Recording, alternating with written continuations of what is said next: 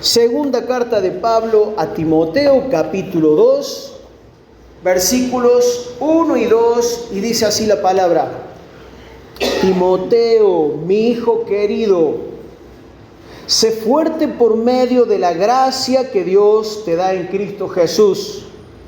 Me has oído enseñar verdades que han sido confirmadas por muchos testigos confiables. Ahora enseña estas verdades a otras personas dignas de confianza que estén capacitadas para transmitirlas a otros. Habíamos visto hace algunos domingos atrás qué ministerio o función desarrollaba Timoteo en esta etapa en la que recibe las cartas, primera y segunda carta que le envió Pablo. Se dedicaba al ministerio pastoral. ¿Y dónde estaba haciendo este ministerio pastoral? En Éfeso, en la ciudad de Éfeso. Había otras personas también trabajando en el mismo ministerio, en distintas congregaciones, y Timoteo era uno de los pastores en la ciudad de Éfeso. Y recibe esta segunda carta, y como vemos en estos dos versículos, el apóstol Pablo, que era como un padre espiritual, pero había una relación de paternidad también. Por eso le dice: Timoteo, mi querido hijo. No era hijo de sangre, pero sí había una relación muy estrecha, profunda. Y eso es lo que Dios permite que pase en el vínculo entre los hermanos de la iglesia, entre generaciones más grandes y generaciones más jóvenes, cuando las relaciones son sanas, fuerte, donde hay respeto, donde hay consideración del uno por el otro, cuando aprendemos a estimularnos, a apreciarnos, a respetarnos el uno al otro, ¿no? Entonces Pablo, como padre espiritual, como mentor espiritual, lo alienta a que permanezca firme según la gracia, según el favor, la fortaleza que el Señor Jesús le daba. Y entrando en tema, le da esta indicación: me has oído enseñar verdades que han sido confirmadas por muchos testigos confiables. Ahora enseña estas verdades a otras personas dignas de confianza que estén capacitadas para transmitirlas a otros. Fíjense el paso de la posta o del relevo en 4 generaciones diferentes. Pablo le había enseñado ¿a quién? A Timoteo. Timoteo había escuchado las enseñanzas de Pablo. Y Pablo ahora le dice: vos tenés la responsabilidad de enseñar estas verdades que tienen que ver con el Evangelio a otras personas que sean, ¿cómo dice Pablo? Que sean fieles, dignas y capacitadas para a su vez enseñarles a otros más. Entonces hay 4 generaciones o grupos de personas: Pablo, Timoteo, los que eran discípulos de Timoteo, que a su vez iban a tener que transmitir estas enseñanzas a otros más.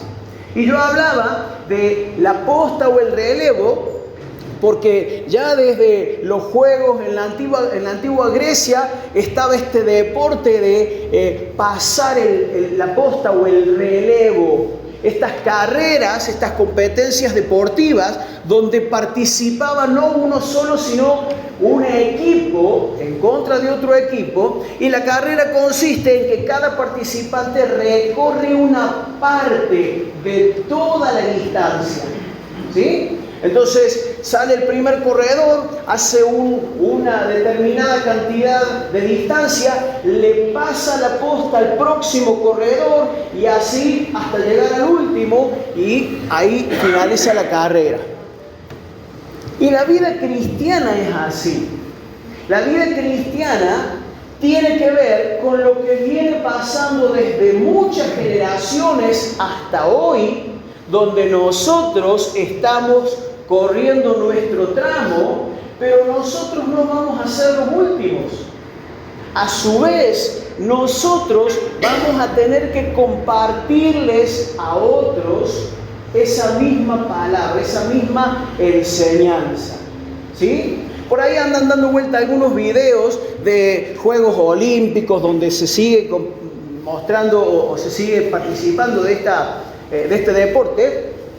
Y veía uno justamente donde quienes habían sido en la última competencia mundial, los ganadores, el equipo que fue ganador, estaban ahí a punto de volver a conseguir el oro, y en el paso de la posta hubo un error, se cayó, después se tropezó, se cayó, y los que prometían ser los primeros quedaron descalificados, porque no se pasó correctamente la posta, ¿no? Una linda ilustración para que entendamos lo importante de pasar esa posta a la nueva generación.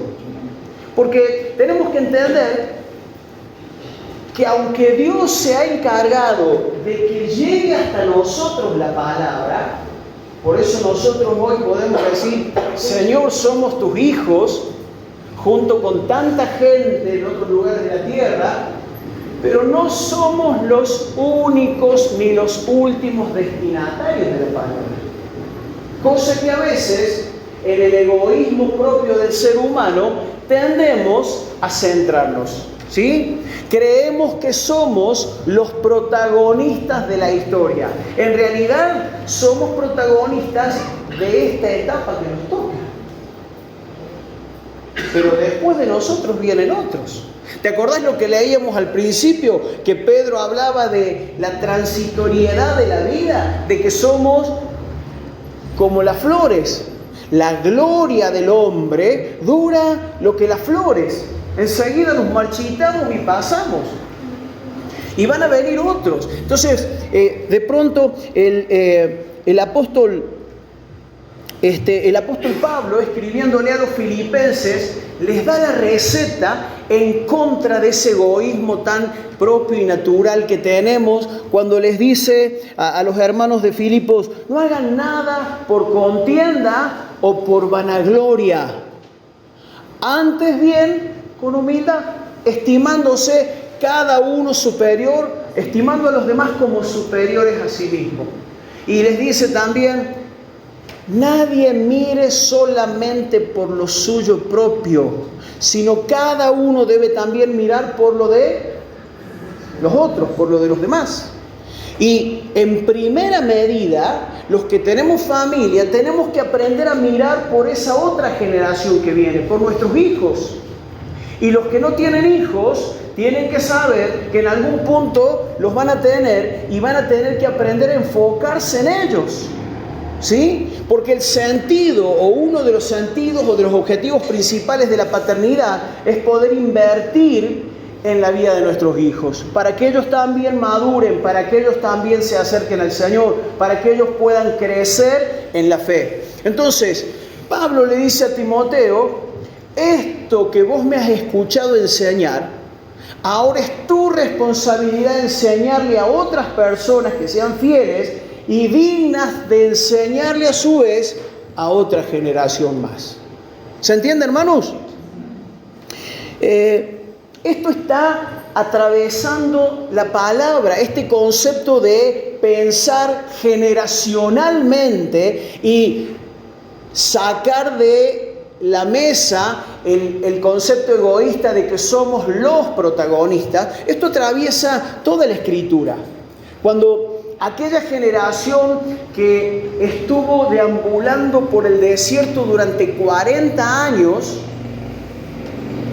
después de que salieron de la esclavitud de Egipto, entre los cuales había muchos hijos de los que habían vivido esclavos en Egipto, y algunos a los que Dios les había concedido la vida, como Josué, Caleb y algunos otros, ¿sí?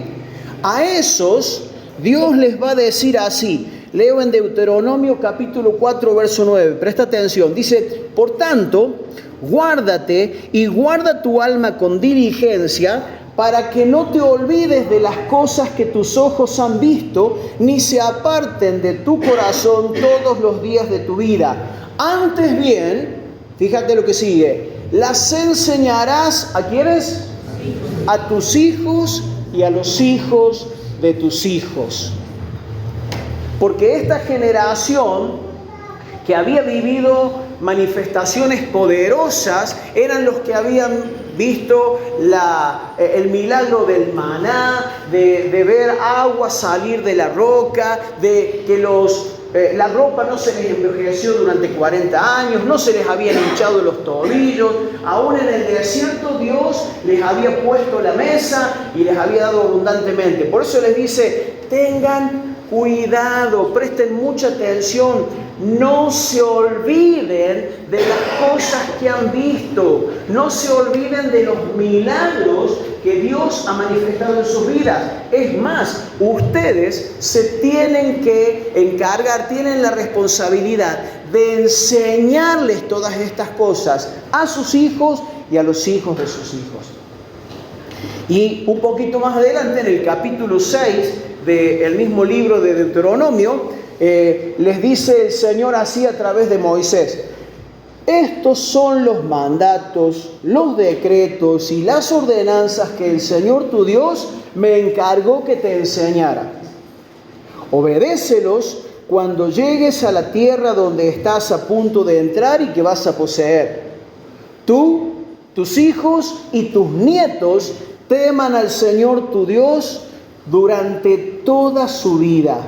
Si obedeces todos los decretos y los mandatos del Señor, disfrutarás de una larga vida.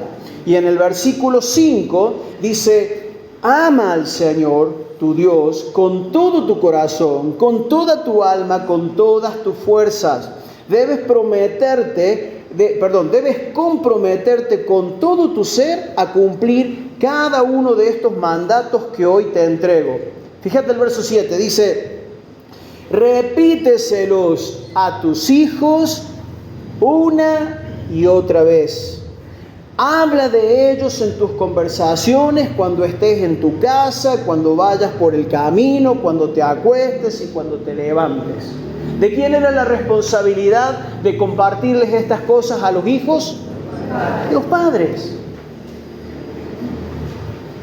Acuérdate, Pablo le dice a Timoteo estas verdades que tienen muchos testigos que las confirman, que me has escuchado decir. Ahora es tu turno de enseñarlas a otros, personas que sean dignas, para que a su vez puedan compartir con otra generación esas mismas enseñanzas. Entonces, por un lado, esto tiene que ver con nuestros hijos y nuestros nietos. Y cuando digo nuestros, no estoy pensando solamente en los 2 míos o en los 2 o 3 tuyos, sino que estoy pensando como generación que somos en nuestros hijos, nuestros jóvenes, nuestros adolescentes, nuestros niños, los que están y los que van a venir. Amén. Otros que están siendo alcanzados, que están recibiendo el mensaje en alguna célula, en alguna hora feliz, en alguna casa. Es nuestra responsabilidad pensar en ellos. Y le dice Moisés al pueblo o a los padres de aquella época: ustedes tienen que hablarles de estas cosas a sus hijos cuando se levanten, cuando se acuesten, en las conversaciones familiares, cuando viajen, cuando estén haciendo fiaca en la cama, todo tiempo. Entonces, esto nos debe llevar a preguntarnos a cada uno, justamente, ¿estamos entendiendo la importancia de hablarles a nuestros hijos? ¿De compartirles estas cosas?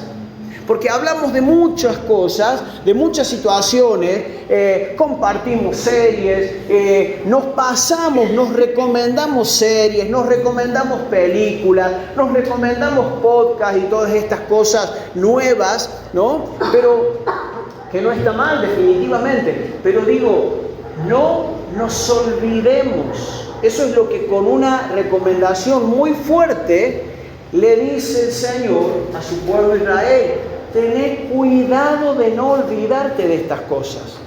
¿Qué les parece? ¿Somos de olvidarnos o no? ¿Sí? Por eso la recomendación del Señor.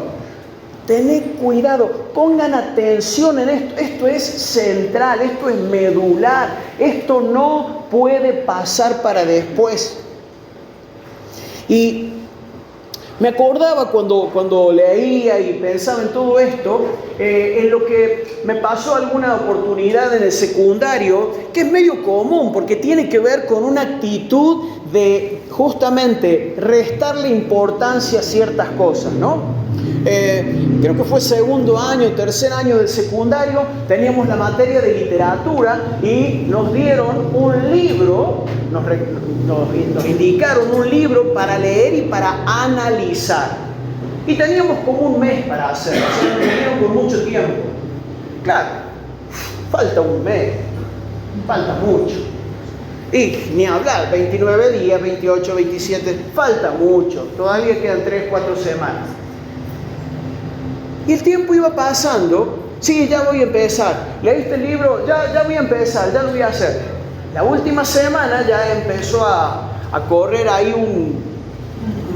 una incomodidad porque el libro no era corto, a mí no me gustaba leer mucho y bueno, esta semana lo hago.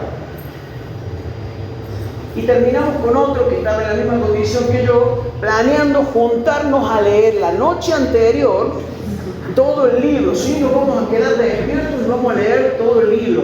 ¿Y qué habíamos hecho? Habíamos pedido el análisis del libro que había hecho una compañera de esas que son responsables y presentan las cosas en tiempo y forma, pero ni aún teniendo el análisis que había hecho nuestra compañera, teníamos la cara para decir de qué se trataba el libro. Leímos 3 capítulos, nos quedamos dormidos y, bueno, ¿para qué les voy a decir cómo me fue?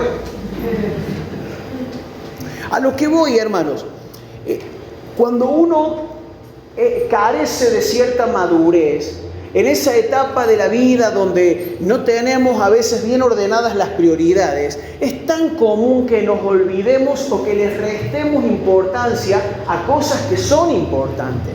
Y este llamado o esta advertencia del Señor a Israel tiene que ver con eso. Cuidado, porque con mucha facilidad otras cosas ocupan la urgencia, el tiempo urgente, y no podemos después, cuando tus hijos tengan 18, 20, 25 años, pretender enseñarles a que confíen en el Señor cuando no se los mostramos durante el lapso de la vida. Y esto más que una enseñanza teórica tiene que ver con el día a día. O sea, ¿cómo van a confiar en el Señor nuestros hijos si no nos ven a nosotros en los tiempos y en las circunstancias difíciles buscando con todo nuestro corazón al Señor? ¿Cómo van a recibir el testimonio y la enseñanza nuestros hijos de que la prioridad es el Señor, pase lo que pase, si no nos ven a nosotros priorizando al Señor y priorizando su palabra y su dirección? ¿Se entiende? Entonces, tenemos la responsabilidad de que esta preciosa noticia, el evangelio glorioso de la salvación, esta bendición que ha traído vida. Pablo decía, no me avergüenzo del evangelio porque es poder de Dios para salvación a todo el que cree. Entonces, ese mensaje poderoso que nosotros hemos recibido, que no quede archivado y que no nos engañe el enemigo para hacernos pensar que yo ya soy salvo y ya se cumplió el propósito del Señor. Yo era el escogido, ¿no? Estamos en una carrera de relevo. Hemos recibido el mensaje y tenemos que compartirlo con otros. Hemos recibido una responsabilidad y la tenemos que compartir. Y le llegará el tiempo a la nueva generación a que tengan que hacer lo mismo. Por eso lo tenemos que hacer bien. Si nosotros ya pasamos el relevo medio chueco, ¿qué queda para la próxima generación cuando le toque pasar? ¿Se entiende, hermanos? ¿Cuándo se lo vamos a contar? ¿Y qué cosas van a escuchar de nosotros los de la nueva generación. Pablo le dice a Timoteo: has escuchado de mí estas verdades que están confirmadas por muchos testigos. Le podremos decir nosotros a la generación siguiente: han escuchado de nosotros, han visto de nosotros buscar al Señor como la prioridad de nuestra vida. ¿Le podremos decir eso a nuestros hijos, a nuestros jóvenes? Estamos a tiempo. Mientras estamos con vida, estamos a tiempo. Amén. Amén. Gloria a Dios. Así que si estamos escuchando esta palabra, es porque justamente el Señor nos recuerda que no podemos dejar de lado, ni obviar, ni pasar por alto todo esto. Ahora, quiero irme a otro texto que pareciera que no tiene mucho que ver, pero entiendo que hay una conexión. Te invito a que me acompañes, vamos a leer en Marcos capítulo 4, versículos 3 al 8 y después un poquito más adelante. Y es lo que se conoce como la parábola del sembrador. Lo voy a leer en la versión Dios habla hoy, creo que es la misma versión que va a aparecer ahí en la pantalla. Y dice el texto: oigan esto, es Jesús el que les está diciendo a sus discípulos y a algunos más que estaban con él. Oigan esto. Un sembrador salió a sembrar, y al sembrar, una parte de la semilla cayó en el camino, y llegaron las aves y se la comieron. Otra parte cayó entre las piedras, donde no había mucha tierra. Esa semilla brotó pronto, porque la tierra no era muy honda, pero el sol, al salir, la quemó, y como no tenía raíz, se secó. Otra parte de la semilla cayó entre espinos, y los espinos crecieron y la ahogaron, de modo que la semilla no dio grano. Pero otra parte cayó en buena tierra y creció dando una buena cosecha. Algunas espigas dieron 30 granos por semillas, otras 60 granos y otras 100. Y en el versículo 14 Jesús explica la parábola y dice: el que siembra la semilla representa al que anuncia el mensaje, al que comparte el mensaje del Evangelio. Esa es la semilla. Cuando un agricultor siembra una parcela de tierra, ¿mezcla semillas? No, usa una misma especie y una misma calidad de semillas. ¿Por qué entonces hubo tanta diferencia si la semilla era la misma y de la misma calidad? El problema no estaba en la semilla, el problema estaba en el tipo de suelo donde cayó. ¿Sí? ¿Por qué digo esto? Porque el mensaje del Evangelio ha sido y sigue siendo tan poderoso como lo reconocía el apóstol Pablo. ¿Sí? El mensaje del Evangelio es poder de Dios para salvación a todo aquel que cree. Entonces, esa semilla sigue teniendo en su ADN todo el potencial para salvar, para sanar, para traer paz, para restaurar, para dignificar a las personas. El tema es: ¿dónde cae esa semilla? ¿En qué condición está el corazón de la persona que recibe el mensaje? Entonces, cuando Jesús se explica, va a decir así a partir del verso 14: el que siembra la semilla representa al que anuncia el mensaje. Hay quienes son como la semilla que cayó en el camino. Oyen el mensaje, pero después de oírlo viene Satanás y les quita el mensaje sembrado en su corazón. Otros son como la semilla sembrada entre las piedras. Oyen el mensaje y lo reciben con gusto, pero como no tienen suficiente raíz, no se mantienen firmes. Por eso, cuando por causa del mensaje sufren pruebas o persecución, pierden la fe. Otros son como la semilla sembrada entre espinos. Oyen el mensaje, pero los negocios de la vida presente les preocupan demasiado. El amor por las riquezas los engaña y quisieran poseer todas las cosas. Todo esto entra en ellos y ahoga el mensaje y no lo deja dar fruto. Pero hay otros que oyen el mensaje y lo aceptan y dan una buena cosecha, como la semilla sembrada en buena tierra. De esos, algunos rinden 30, otros 60 y otros 100 por uno. Qué manera tan magistral y sencilla de enseñarnos este principio del Señor. ¿Qué conexión hago con lo que leíamos antes? Con esta encomienda de Pablo a Timoteo, de que le dice: lo que escuchaste de mí ante tantos testigos, ahora te toca a vos compartirlo. Bueno, nosotros hemos recibido el mensaje del Evangelio porque ha llegado a nuestras vidas. Y como te decía antes, no somos el objetivo de Dios, el último objetivo de Dios. Somos uno más en esta carrera de relevo.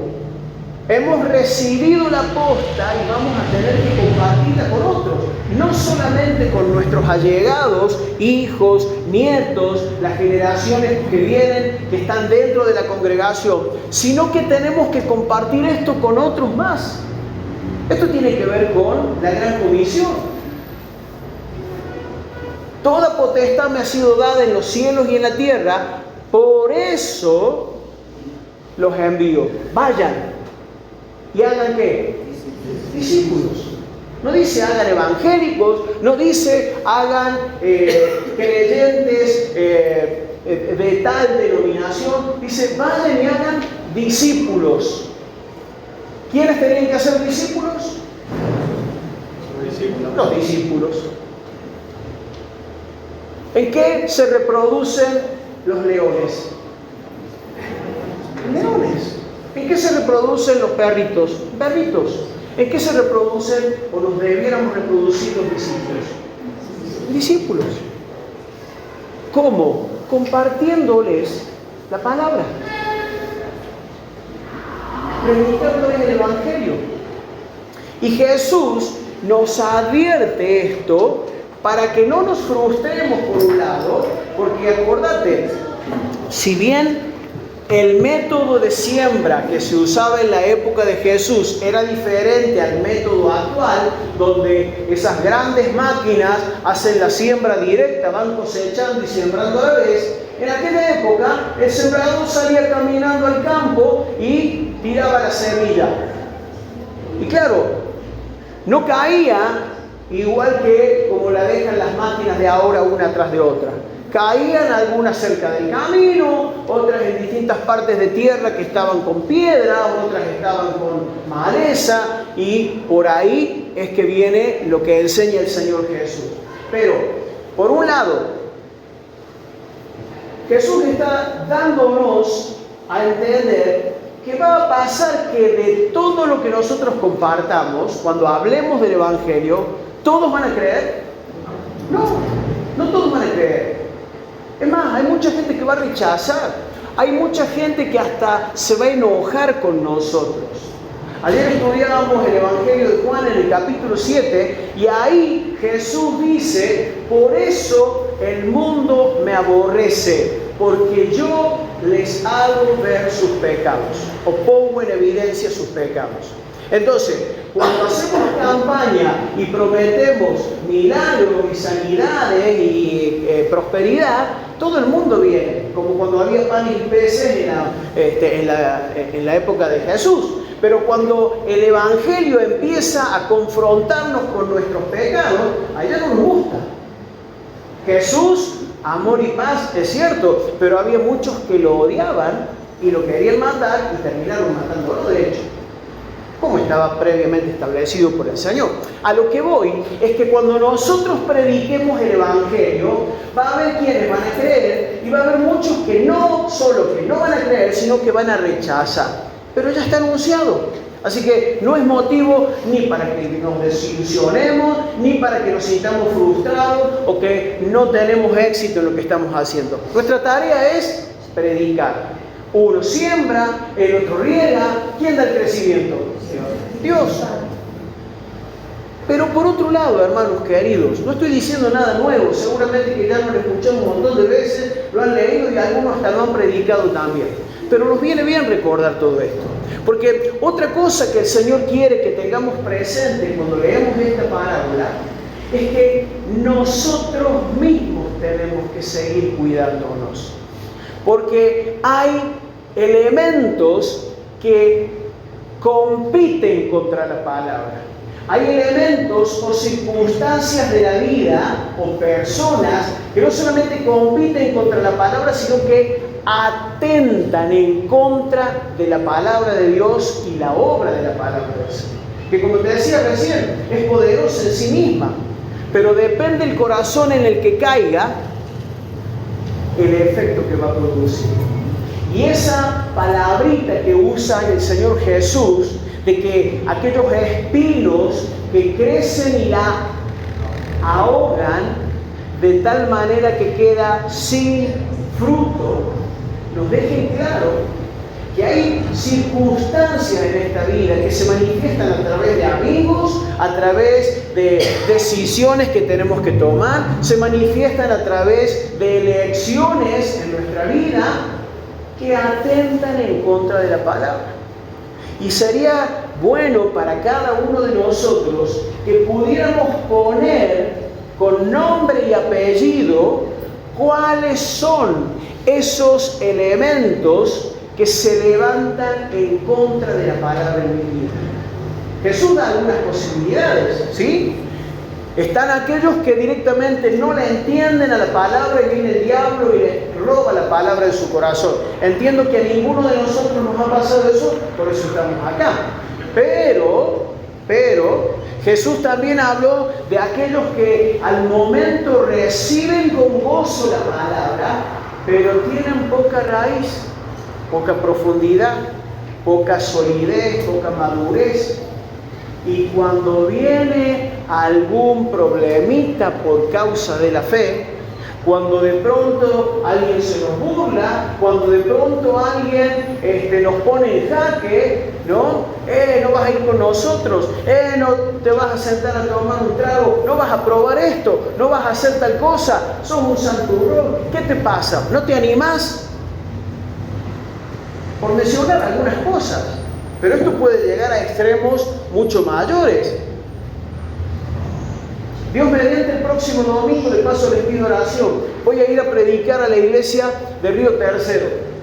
En Río Tercero está el pastor Marcelo Nievas, que es al que no solamente lo persiguieron, sino que le dispararon al auto donde iba con su esposa y su bebé recién nacido, por todo un tema de persecución que hace unos cuantos años atrás. La iglesia ahí en Río Tercero tuvo que recibir la custodia de gendarmes de la Policía Federal para cuidar y que no se manifestaran, porque les apedrearon el templo, les rompieron todos los vidrios, amenazaron a algunas de las personas que formaban parte de esa congregación. Fue terrible. En un par de oportunidades le dejaron los ojos así, azulados, pero no justamente de eso que nos gustan a nosotros, ¿no? Por eso te digo, la persecución a veces puede tomar ribetes muy diferentes al que nosotros estamos acostumbrados. ¿Y qué vamos a hacer? Porque en realidad estamos llamados a permanecer hasta dar fruto. Eso es lo que importa. Entonces, te decía, hay circunstancias que atentan contra la obra de ese mensaje glorioso del Evangelio que hemos recibido. Y a la hora de tener que tomar decisiones, porque a todos, hermanos, a todos nos afecta y nos tironea y nos reclama una carne, una naturaleza humana que caprichosamente quiere sus gustos. Cuando era un poco más chico, me enojaba o me surgía cierta, no sé si decir fariseísmo, era ingenuo, pero como que me ponía mal frente a las personas cristianas que fumaban. ¿Cómo puede ser que fumen? Claro, es una adicción que tiene que entregarle al Señor. Después me he dado cuenta, hermano, que el que no lucha con el cigarrillo o con el alcohol, lucha con la comida, lucha con la pornografía, lucha con un montón de imágenes, con deseos que son propios de nuestra carne, con la pereza. Hay gente que no tiene ningún vicio, entre comillas, pero no puede vencer la pereza, porque sea de la manera que sea, vuelvo a decir, todos tenemos una naturaleza humana que reclama sus derechos, que quiere ser satisfecha. A eso se refiere Pablo cuando habla de los deseos de los ojos, los deseos de la carne, las vanaglorias de la vida, esto de querer pasar todo el tiempo pum para arriba. Que no me afecten que no me afecten los malos momentos, las preocupaciones. Yo soy un hijo de Dios y estoy llamado a vivir en el palacio del Padre y que todos me sirvan y que todos me atiendan. ¿De dónde sacamos esa idea? En todo caso, estamos llamados a tener el sentir de Jesucristo. Haya pues en ustedes el mismo sentir que hubo en Cristo Jesús, el cual se despojó y renunció a todo lo que tenía y se humilló.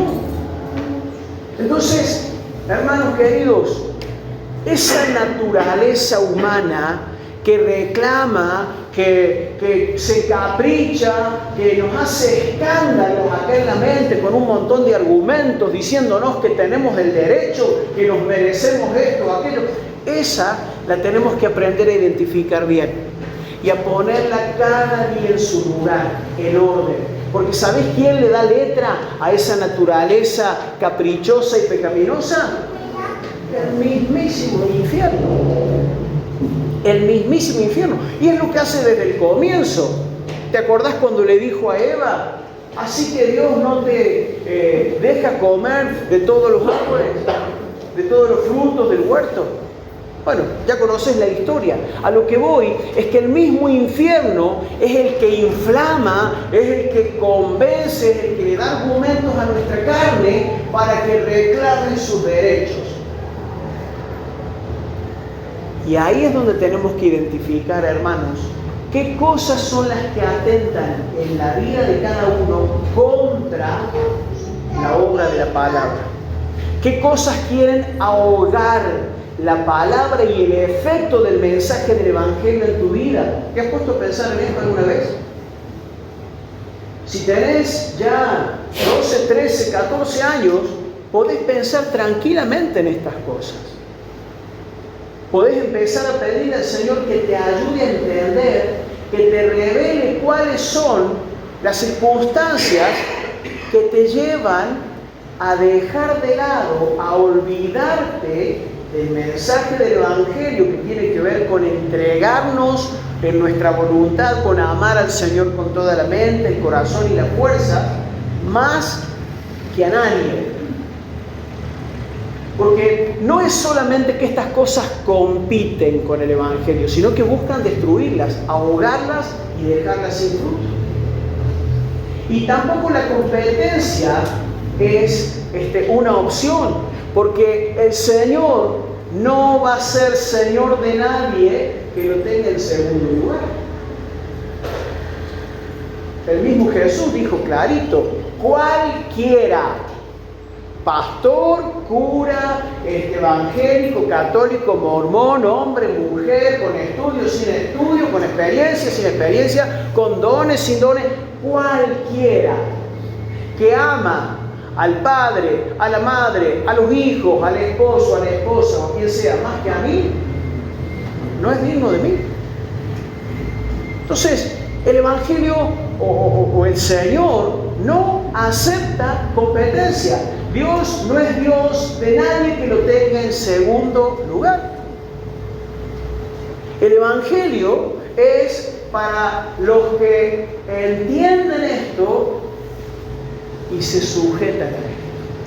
y le pueden dar al Señor el primer lugar. Con luchas, por supuesto. ¿Quién está libre de luchas? ¿Quién no tiene momentos de tropiezo? ¿Quién a veces no cae y hay que volver a levantarse y seguir esforzándose en el Señor? Todos estamos en ese proceso. No estoy hablando de perfección, nadie la tiene. Estoy hablando de que entendamos que tenemos que identificar todo eso que se levanta en contra del mensaje del Evangelio en nuestra vida y que va a seguir mientras estemos en pie en este cuerpo, procurar ahogar.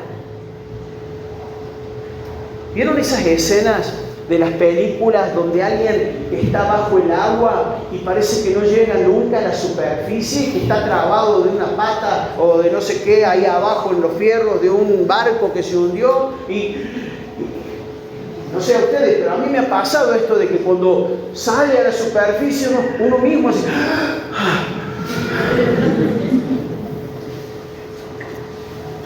Es terrible la sensación del ahogo. Bueno, eso es lo que quiere hacer todo esto, que forma parte de un sistema diabólico y de este mundo que tiene un único objetivo: ahogar el efecto de la palabra en nuestra vida y dejarla sin fruto.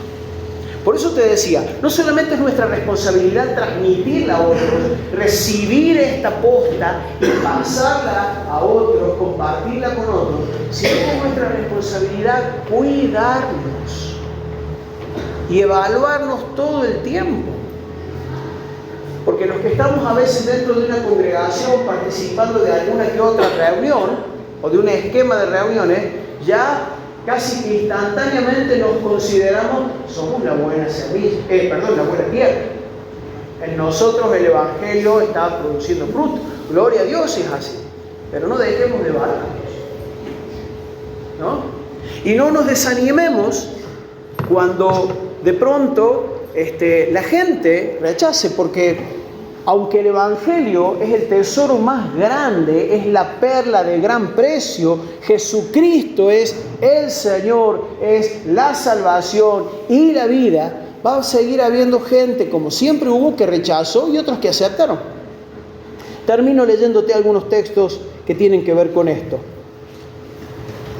Acerca, por ejemplo, de la receptividad espiritual. De pronto, en los Hechos, encontramos este texto que se refiere a los cristianos de Berea. Esos que iban a su casa a controlar o a corroborar que las enseñanzas de Pablo eran como realmente eran conforme a la Escritura. Pero aparte de eso, dice la Escritura que los cristianos de Berea eran más nobles que los de Tesalónica, porque recibieron con toda solicitud el mensaje. O sea, hubo un entusiasmo, hubo una disposición, una entrega generalizada. Muchos de Berea manifestaron esto. Qué lindo cuando uno llega a una familia y hay disposición para recibir el mensaje del Evangelio. Eso es una bendición y se van a abrir puertas así. Porque aunque hay corazones que son como el camino duro, hay corazones que son como en la tierra pedregosa, hay corazones que son como la tierra con espinos, también hay corazones que son como la buena tierra. Y en esa tierra la semilla da un fruto mucho mayor que todo lo que se pueda haber perdido, a 30, 60 y a 100 por uno. Entonces de pronto hay gente que recibe el Evangelio, pero hay otros que rechazan. ¿Se acuerdan del endemoniado gadareno? Jesús con todos sus discípulos cruza el mar y va y lo ministra, lo sana, lo libera. Pero dice la palabra que toda la ciudad, toda la ciudad salió al encuentro de Jesús y cuando le vieron, le rogaron que se fuera de sus contornos. Nos vamos a dar con grupos enteros que no quieran saber nada a la hora de hablar del Evangelio. Nos vamos a dar con amigos, compañeros de trabajo, de estudios que no quieran saber nada. Así que a no bajar los brazos y a no dejarnos llevar por la correntada de la incredulidad. Jesús, hablando de la segunda venida, Él dice, cuando esto ocurra, ¿sí? Cuando Él venga, dice, dos estarán durmiendo en una misma cama. ¿Cómo sigue la frase de Jesús? Uno será llevado, el otro quedará. Y de otros ejemplos, va a haber dos mujeres moliendo harina en un molino. Una será llevada y la otra será dejada. Dos estarán trabajando en el campo. Uno será llevado y el otro no. Eso habla de que aún dentro de ámbitos pequeños, como pueden ser la familia, el matrimonio, el trabajo, el compañerismo con tus amigos de la facultad o donde sea, va a haber unos que sí y otros que no. Lo dice Jesús. Y Pablo les escribe a los tesalonicenses y les dice así, escuchen, hermanos, oren por nosotros. Y oren para que la palabra de Dios corra y sea glorificada. En otras palabras, oren para que cuando la palabra llegue a distintos estamentos, distintos grupos o sociedades, la reciban, la acepten, la crean, así como fue entre ustedes. Y dice, y oren para que seamos librados de gente perversa y mala, porque no es de todos la fe. Por eso es que de pronto en una familia la nuera se levanta contra la suegra, o el padre contra el hijo, o los hijos contra los padres, porque de pronto alguien manifiesta la fe del Señor Jesucristo y lo que sería una noticia que traería gozo, de pronto encuentra rechazo por parte de algunos. De una o de otra manera, hermanos queridos, que Dios nos ayude a recibir la posta y a pasarla con firmeza. ¿Ven? Te invito a que te pongas de pie.